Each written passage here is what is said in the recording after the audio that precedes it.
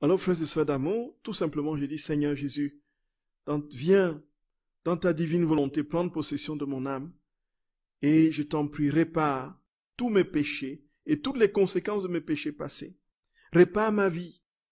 J'entre dans ta divine volonté, Seigneur. Viens prendre possession de mon âme, divine volonté. Divine volonté, viens en moi.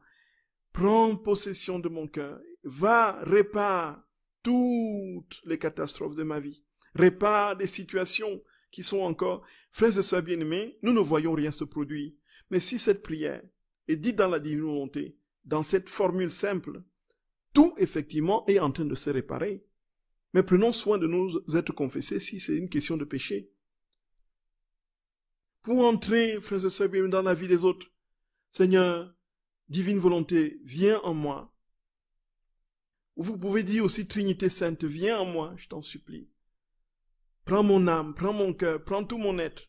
Établis-toi en moi, divine volonté. Et va, répare toutes les situations difficiles et complexes de ma famille. Parcours, n'est-ce pas, les âges. Monte chez les ascendants. Parcours tous les membres de ma famille, mes enfants, mes petits-enfants. Et ceci, au nom de tous et pour tous, je te supplie, Seigneur, répare pour eux. Et au nom de tous les autres êtres humains de tous les temps. Répare pour mes enfants, pour mes petits-enfants, pour mes ascendants, et pour tous les hommes de tous les temps. Le problème, effectivement, vient de ce que nos actes ne sont pas toujours dans la divine volonté. Et là, ça rejoint une question ici qu'une de nos sœurs a posée, qui est venue, qui dit, il y a plusieurs niveaux dans la divine volonté.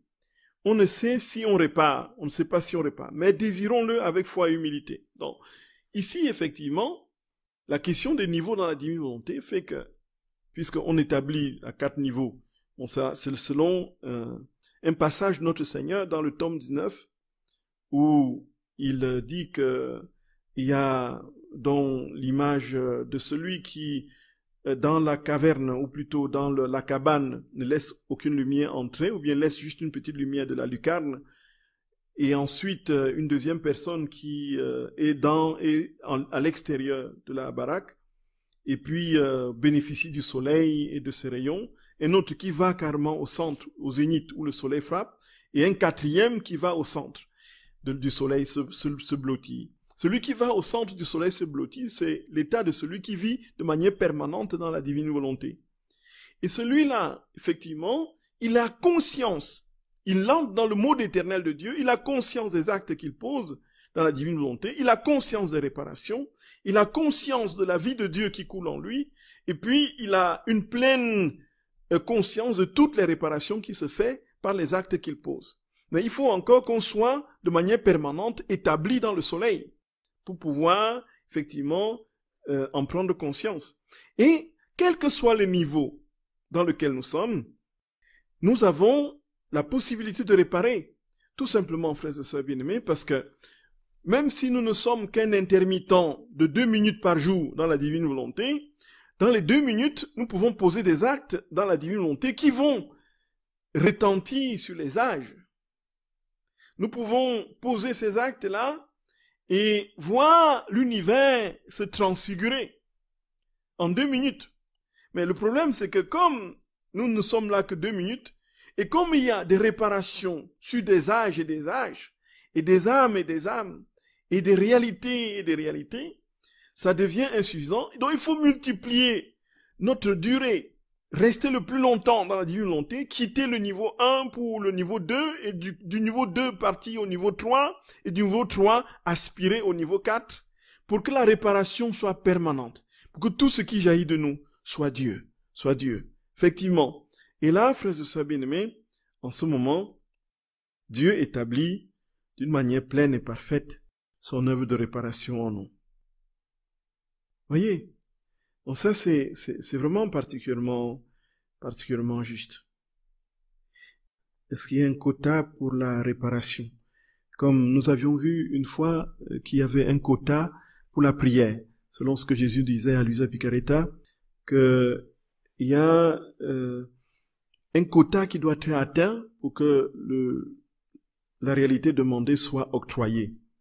Et que si le règne de la divine volonté n'est pas encore advenu, c'est parce que le quota, effectivement, de prière, de réparation de ronde et d'œuvres, d'actes dans la divine volonté n'est pas encore atteint. C'est pourquoi le Seigneur veut que toutes les créatures entrent justement dans la plénitude de cette vie et soient capables en lui de pouvoir lui adresser une parfaite gloire, un parfait honneur, une parfaite adoration, un parfait amour, pour que vienne son règne. Donc, ceci, frères et sœurs bien-aimés, on peut le dire aussi que tout doit être réparé. Parce que pour que la restauration de l'harmonie première soit effective, il faut que tout, absolument tout, soit réparé. Et comme nous avons vu, le Seigneur nous a dit que nous pouvions même réparer pour les damnés. Ceux qui étaient plongés dans les abîmes de l'enfer et qui n'en sortiraient jamais. Qu'on pouvait réparer pour eux. Ça veut dire quoi? Cela ne veut pas dire, on l'a dit, que c'est qu'on abolit l'enfer. Cela veut dire tout simplement que les actes qu'ils auraient dû poser, on les pose à leur place. Et le Seigneur reçoit de cet acte que nous posons un parfait amour, une parfaite adoration, une parfaite gloire que ces damnés auraient dû lui donner. Et les retombées de cette réparation reviennent sur nous. Nous bénéficions de toutes les grâces liées à ces réparations. Et nous pouvons dire effectivement la même chose, et la question est ici très pertinente. Il y a effectivement lieu de penser, et c'est tout simplement évident, que tant que les hommes n'auront pas suffisamment donné la parfaite gloire et l'honneur au Seigneur, d'où l'importance des rondes, alors il n'y aura pas d'advenue du règne. Il n'y aura pas l'avènement du règne. Voyez, frères et sœurs bien-aimés. Et alors, voilà que, frères et sœurs d'amour, il y a une très grande grâce qu'il faut comprendre là, c'est que le Seigneur nous dit, toi seul, à toi seul, tu peux multiplier par tes actes de tous les jours, tu peux multiplier des réparations. Le problème, effectivement, vient de ce que nos actes ne sont pas toujours dans la divine volonté.